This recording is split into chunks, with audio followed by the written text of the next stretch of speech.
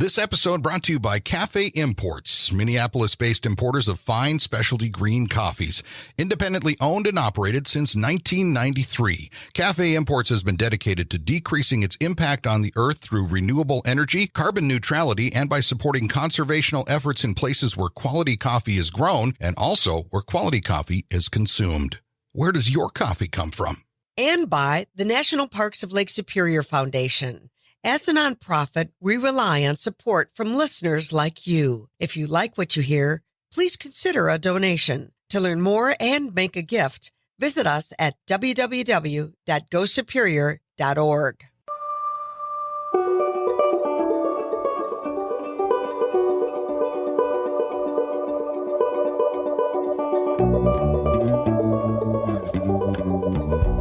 Welcome to the Lake Superior Podcast. I'm Walt Lindala. And I'm Frida Waara. We are made stronger by story, and there's no better source than the continent's largest body of fresh water, Lake Superior. So join us as we highlight the 5 national parks that ring this greatest of the Great Lakes, meet the people, tour the places, and learn about the projects that make these parks and body of water so remarkable. This podcast made possible with the support of the National Parks of Lake Superior Foundation and Media Brew Communications. I'm Walt Lindala. And I'm Frida Waara. Welcome once again to the Lake Superior Podcast. Today, Frida, actually, we're revisiting a friend of the podcast. We've talked with Bill Thompson before a bit about the Michigan Ice Fest. He's the coordinator of that, but I know you lined him up just to kind of get a little overview of what this interesting sport and interesting hobby is. You know, talk about chilling out, Walt. Honest to goodness, and I have to tell you, Bill Thompson has changed my life many times. The first time I ever went sled dog camping in the winter was with Bill, and he made some cheesecake that I still remember. And the first time I ever kayaked on Lake Superior, the first time I ever paddleboarded on Lake Superior with ice. Mm-hmm. Honest to goodness, we saw where the ice had left tracks in the sand. So, see, there you go. Great stuff. But you know what? I don't think you can ever get me to go ice climbing. I can tell you, for me personally, it's not something that I would want to do because it just seems... Well, you're really at the mercy of your equipment, your skill, and then, of course, the ice. And joining us now to talk about that for the Michigan Ice Fest, he's the coordinator, Bill Thompson. Hello, sir. Welcome to the podcast. Well, thanks for having me, and I'm going to do my best to convince both of you. I know. You know what? And he's doing these. He doesn't have a beer in his hand. He doesn't have chocolate. He doesn't have like all of those things that would convince us. But Bill, really, you are the king of Michigan Ice Fest because you go back to the very beginning. Yeah. Tell us about it a little bit. What is it? And then how are things looking for what it looks to be the 34th annual? Sure. I started because somebody was nice enough to mentor me and invite me to go ice climbing. And, I liken it to somebody eating a bowl of ice cream. You cannot tell me you don't like ice cream unless you've tried it. So I am doing my best to get both of you again out there because you need to try it just to say, I like it, or I'm glad I tried it. And so that's what happened to me. Someone brought me out, and I kind of fell in love with it and discovered that there was an ice climbing festival in Munising, Michigan. And so that was back in 1991, and my climbing partner and I went over, and it was a huge crowd of about 10 people, and we participated in that first one. And I kind of took it over in 1995, and it's just progressed over the years to kind of a very large event. We have about 1,100 people that show up from about 38 states and about 7 different countries. So it's kind of an international event now. Now, this is interesting because the connection here to the National Parks of Lake Superior Foundation is, of course, this happens at Pictured Rocks National Lakeshore outside of Munising. And, you mentioned it's grown to 1,100 people taking part in it. How has it grown, and why do you think that is? Well, I think just people are looking for something new and an adventure. And ice climbing is one of those activities that you just don't walk into a store and purchase the equipment and go do it. You need instruction, you need equipment, and so that's kind of what Ice Fest is all about. It's an opportunity, and so we provide these opportunities to bring people together and come on out to Pictured Rocks National Lakeshore. And the special thing about that park is the amount of ice that we have and the accessibility to it. And so that's kind of what is the formula for having a successful event. What is that formula? I wanted to ask you, I mean, we talk a lot about snow amounts, and we talk a lot about how there has been and hasn't been snow amounts, but what are the key factors to make sure that you have a successful Ice Fest? Well, the one thing that we're blessed with is that we do have moisture in the fall, and we generally have snow, but really the one important thing that we need is cold temperatures. And so we have those cold temperatures, the moisture seeps through the ground. Pictured Rocks is sandstone, so it seeps out of that sandstone and forms these wonderful ice formations. And, last year we had a very warm winter, and we didn't have a lot of ice. And, we thought we canceled, we got 2 days into the festival, ended up canceling the ice climbing portion because we didn't feel it was safe enough. And we just thought there would be a mass exodus out of the city of Munising, people going home. And that just wasn't the case. And we kind of proved that we can have an ice climbing festival without ice. And it was an educational opportunity. We had speakers, professional athletes that come in from all over the world that did amazing presentations. And it just turned into a real big kind of family reunion party, lots of fun, and really a learning experience for everyone. Because one of the beauties of Ice Fest is you bring climbers from all over the world. And what do they think when they get to Pictured Rocks? Well, we used to be the undiscovered place. We would toot our own horn a lot, telling people it's the greatest thing ever to climb here, and nobody would believe us. They'd go, it's the Midwest, it's Michigan. But really, with the advent of social media and a few professional athletes spreading the world, there is nowhere in the world that you can go ice climbing over open water and crashing waves and the beauty of Lake Superior. There's nowhere in the world that you can do that. And so it's very unique climbing here. And so that's kind of how the word has gotten out and has spread, and all these athletes now are lining up to come out here to get that experience. Because you can give them all ranges. So Ice Fest, you can be a beginner. Like you can be a kid. Well, you got to be a kid anyway, but I mean like a real kid, like single digits, and get started in the sport, right, Bill? Yeah, our age range is about 8 years old to 78 years old. And when I say climbing over open water, waves crashing at your feet, that's not where we take people that have never climbed before. And about 70% of our participants I've never climbed before. And so we go inland where we have a little bit shorter climbs.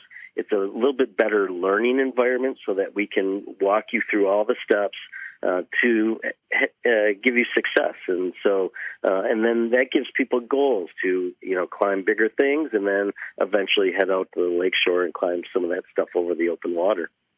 Because when you talk about heading out, like there's front country, back country, Pictured Rocks is, for folks that haven't been there before, it's a 42-mile long stretch on Lake Superior. But when you come in the winter, you might have to trek by snow machine or skis or however to some of those venues. When you're in the backcountry, Bill, it takes you a while to get there. Yeah, when you mention how long the park is, about half of that is ice, which is amazing. And so some of our ice climbs are literally out your car door, 30 seconds to the ice. Real short approaches, real easy. And that's kind of what we call the front country, and a lot of people partake in that. The backcountry is a little bit more of an adventure, a little bit more of a wilderness type setting, and you have to work a little bit harder to get there. And so, and people like that. That's part of the experience because it does get you out there. It gets you into some of the higher climbs and really dramatic scenery.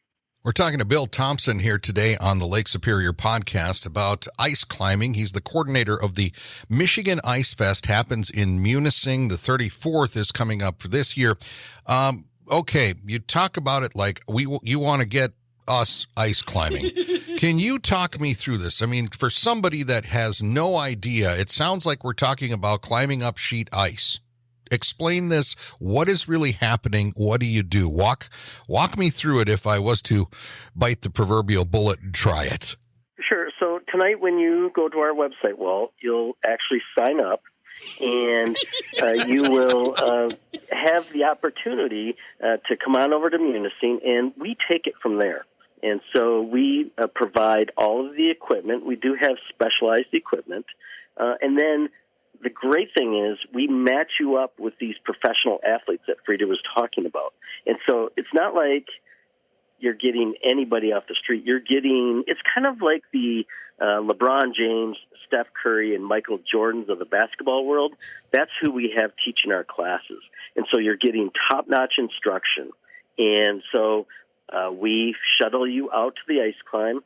We give you the tips and techniques to have success, and then take real good care of you. And then we come back, and then you'll watch your instructor up on stage at the Mather Auditorium talking about these amazing Himalayan climbs that they're doing, and you get to hang out with them. And you don't always have that opportunity to kind of interact with the sport's elite.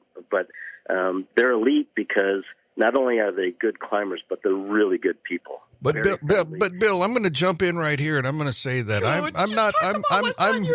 I'm not really the most, how should we say, athletic gentleman to begin with. I'm 57. I'm 6'3". I'm 295 pounds. I'm not what you would call a typical sort of athlete in this kind of situation. I mean, it sounds like I'm already hamstrung by a couple of things, and you're saying no, that's not the case. Not even remotely close to the case. Okay. And so I have about a decade on you, Walt, and I'm still doing it. I know. And I'm glad you brought this up. And we have a speaker coming this year. His name is Drew Hulsey, and he's doing a presentation on every body climbs. So he's a 300-pound person who rock and ice climbs. And it's not a sport for athletes. It's a sport for anyone that's looking to go out and have an adventure and try something new. And so those presentations are free at Gallery Coffee Company. So you can come hear Drew's journey on how this person in this body got into the sport of climbing and has found it to be a passion of his. And he's sharing that journey of his. And so, no, you do not have that's the common misconception is I have to be really strong. I have to have upper body strength. You really don't. What you need to do is have an opportunity, come out, and let us give you the tricks and trades, tips and techniques to be able to do this. And really, ice climbing is all about using your legs. So if you can walk up a set of stairs at the house, you can ice climb. And so we'll teach you how to do that, and you'll have a lot of fun. And who knows? Maybe you'll be attending the next 30 years of Ice Fest. I love it. What is that? What is that website, real quick, just out of curiosity? MichiganIceFest.com. And we literally have something for everyone. And we have on-ice classes, off-ice classes. We have presentations. We have morning coffee talks. We have free classes that build skills. This is over Valentine's weekend, so we have one of our sponsors is doing a speed dating event. So we have all kinds of fun things going on, and a lot of times I say this is like a big family reunion. This is not an elitist sport. This is people coming back to Munising, Michigan year after year, having fun, smiling, laughing, interacting, planning other trips to other places in the country to climb and adventure. And so this is really a sport and an event for everyone. You know, I think Bill is trying to rope us into this sport. But Bill, let's just talk for a second, because when I look at the equipment kind of is one thing that makes me go, oh, geez. I mean, crampons, and I'm clumsy. I'm really clumsy. Crampons on your feet, an ice axe in your hand, like 2 of them? Do you have 2 in your hands? You do, yep. You do. Oh, boy. And then a lot of times I remember my daughter saying, yeah, Mom, it's a good day when you come back and you're kind of peppered with a little bit of ice that's kicked back at your face, so you got a few, like, new freckles on your nose. What is it that, how do you overcome the fear? Plus, the other fear that I have is heights. Mm-hmm. I don't get that high unless I'm in a chairlift, Well, you know what? Everyone has, I don't think there's anyone on the planet that's not afraid of heights. I mean, it's natural to be afraid of heights. And so what we do is we try to instill education, and the system is really solid. So our safety system is really solid. And so then what I do with folks, and myself included, is ice climbing takes you places that not a lot of people in this world can get to. And that may be on Sandpoint Road in Munising, Michigan, 30 seconds from your car, but you're climbing this ice. And so what I do, instead of focusing on, I'm 30 feet off the ground, I'm focusing on the ice in front of me. And you have all of these interesting patterns of ice. You can hear the water trickling behind it, so the sounds are very unique. It's just really, really special. And so that's kind of what we try to get people to do, is really enjoy where they're at and the experience that they're having. And then that fear kind of is put aside, and you don't think about it because you're going, wow, this is a really cool place. Well, let's talk about that. Yeah, let's talk about that a little bit. I wanted to just kind of have a chance to get with you. And we're talking with Bill Thompson here today on the podcast. He's Michigan Ice Fest coordinator, talking about ice climbing and ice climbing at Pictured Rocks National Lakeshore.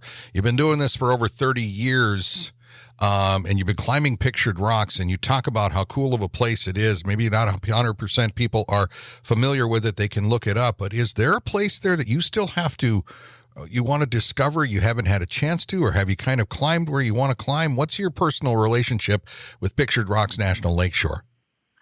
Well, a lot of people are familiar with the Ebb and Ice Caves. They go snowshoeing out there and they go, wow, this is just really wonderful place to take the family.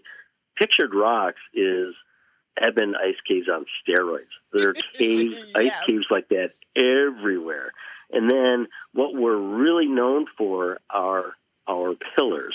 So you'll have a pillar of ice that may be 70, 80, 90, 100 feet tall that you can totally walk around. And it's so fascinating to go out there and see these places. And you might be snowshoeing up to it and the snow is falling. It's just really spectacular. Very quiet when you're out there by yourself, and just to see some of these waterfalls that you might have hiked to in the summertime freeze solid in the wintertime. And kind of that's what our family of ice climbers are looking for, is to get out there and climb those formations.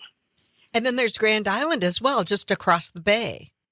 Yeah, I mean, we talk about the massive amounts of ice on the mainland, but Grand Island being a quarter mile offshore, 40-some miles in circumference, and half of that is ice. And boy, if you want to really get ice climbers excited when that bay freezes in Munising and you're able to access that island, not a lot of people can do that either. And the climbs out on Grand Island, particularly the west shore of Grand Island, are some of the longest climbs in the Midwest, and it's just so much fun. so much fun to get out there. What is the general season for ice climbing? Obviously, we need winter and we need cold, but I mean, there must be times where it really gets into the peak. Yeah, well, we can start as early as November and go as late as May, which is mind-blowing for a place that's just above sea level in the lower 48. And so that's the season. But really, we really get going right around Christmas time for the good stuff. And depending on the year, it can go well into March and April. And, a lot of people say, well, what's your favorite climb? What's your favorite area? I really enjoy ice climbing in March because we have a little bit warmer temperatures. Sometimes the sun is out and you can climb in the sunshine, and the ice is a little bit softer then. And there is nothing better than that. And, like I said previously, we don't need snow. We need cold temperatures. And those ice formations will stay up unless we have rain. If we have rain, that kind of eats away at the ice and they come down a little bit earlier. But, we don't see a lot of sun in the wintertime up here. Mm-hmm. And a lot of those ice formations are protected from the sun. So that's a nice long season. It's interesting. Now, I'm sure you have a lot of this information on your website about the Ice Fest and everything, but beyond the Ice Fest, where can people maybe find out a little more information? Let's say somebody's listening on the other side of the planet. They don't have any idea even what ice is like wherever they live, right? And where can they maybe find out more? How can they get some more information about this as a sport, as a hobby, as a recreational thing to do? Sure. Our website and our social media channels are active year-round because we actually are starting to plan the 2026 Ice Festival already. And so they can contact us. We can connect them. We also have a guide service. So somebody that might be listening to this that goes, well, I have a date on Valentine's Day. I can't come that weekend. We offer private guiding November through April. And so you can come on up. You can bring your family, and you'll have a personal guide to take you out and kind of do the same things that we do at Ice Fest, but more on a personal level. Bill, you are so right about March. I always think of it as when the sun comes in, it's like butterscotch. And I can only imagine what it looks like when you're looking right at that ice pillar and climbing up it. I don't know, buddy. I can't say for sure, but I think you did a whole lot to convince me that I need to give this a whirl. It's about time. I keep talking about how I love snow much fun, but man,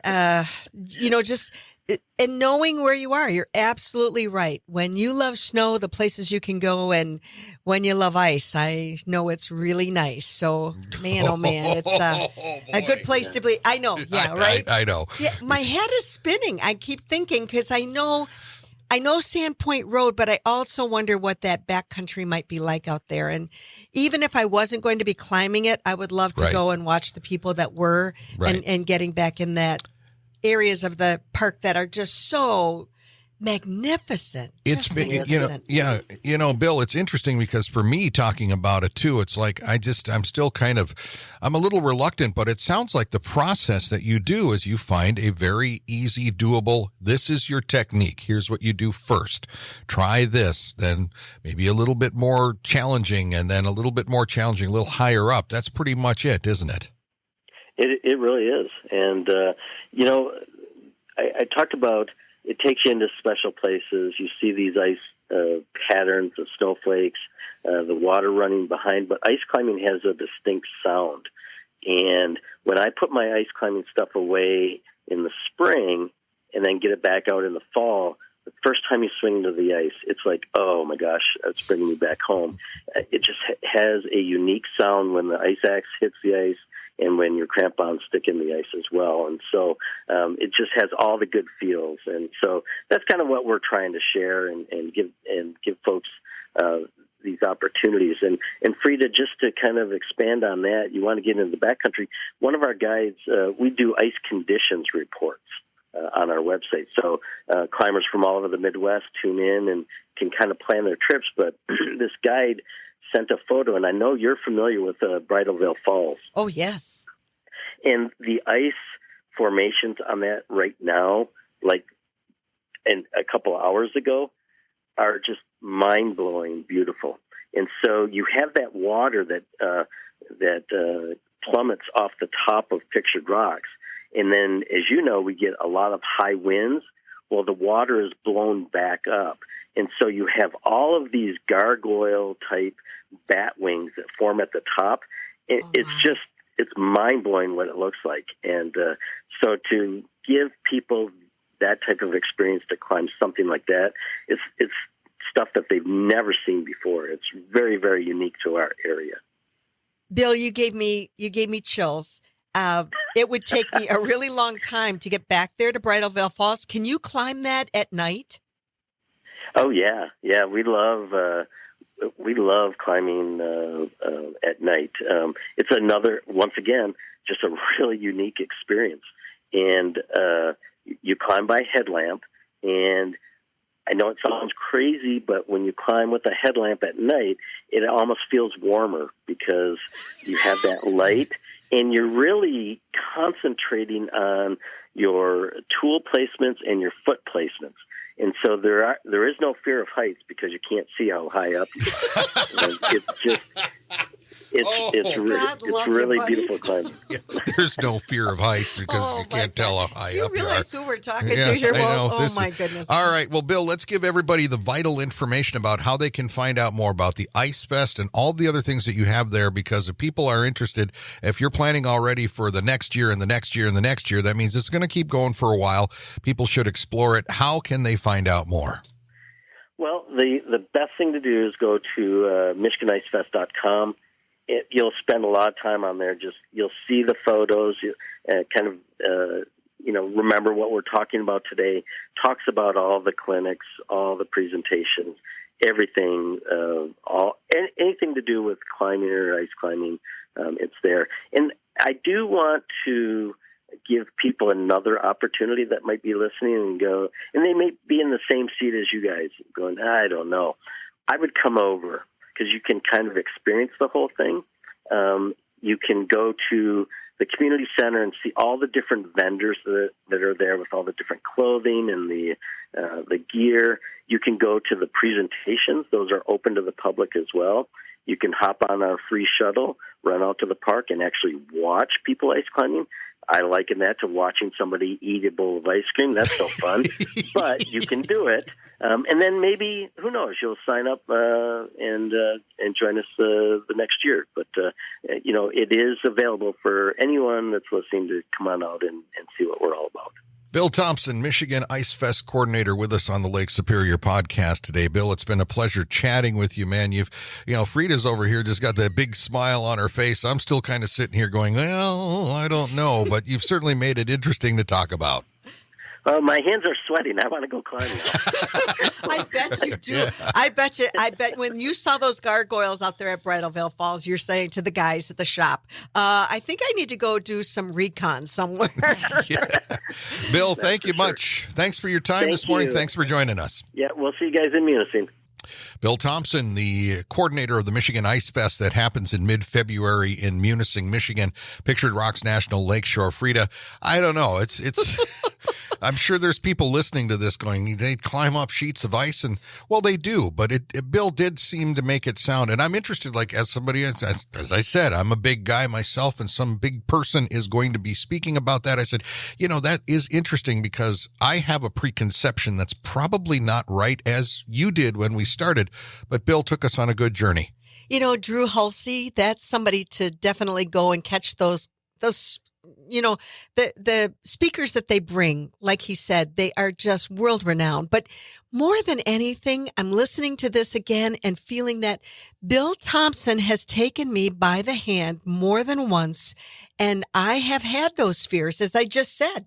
I mean, crampons look really scary. And ice axes, I'm not real good with a paring knife in the kitchen to begin with, but, he takes away the fear. And when you have someone, He was mentored. Yep. You have someone that can take you and bring you. And certainly in life, the whole point is we need to, cross those boundaries. Let's go and make some new adventures happen. And it is one of the most unique ways to experience one of the most unique national parks along the Lake Superior shoreline, and that is Pictured Rocks. We thank Bill for his update with that. And, that's pretty much going to do it for us here on this episode of the podcast. But if there are ideas that you've got out there, you want to get a hold of us, you can find us through the National Parks of Lake Superior Foundation. Drop us a note, say, hey, we'd like to hear about this. But, well, it's certainly always unique on the Big Blue, isn't it? Oh, my gosh. And just the lure to get outside. I really believe everything gets better when you get outside. That's going to do it for us on the Lake Superior podcast for another round. I'm Walt Lindala. I'm Frida Waara. Thanks for listening. The National Parks of Lake Superior Foundation, NPLSF, is the only official nonprofit 501c3 fundraising partner of the National Park Service for all 5 U.S. national park sites on Lake Superior. To learn more about NPLSF projects and programs, you can visit the website at nplsf.org or friend them on Facebook. I'm Frida Waara. And I'm Walt Lindala. Thanks for listening to the Lake Superior podcast. This podcast made possible with the support of the National Parks of Lake Superior Foundation and Media Brew Communications. This episode brought to you by Cafe Imports, Minneapolis-based importers of fine specialty green coffees. Independently owned and operated since 1993, Cafe Imports has been dedicated to decreasing its impact on the earth through renewable energy, carbon neutrality, and by supporting conservational efforts in places where quality coffee is grown and also where quality coffee is consumed. Where does your coffee come from? And by the National Parks of Lake Superior Foundation. As a nonprofit, we rely on support from listeners like you. If you like what you hear, please consider a donation. To learn more and make a gift, visit us at www.gosuperior.org.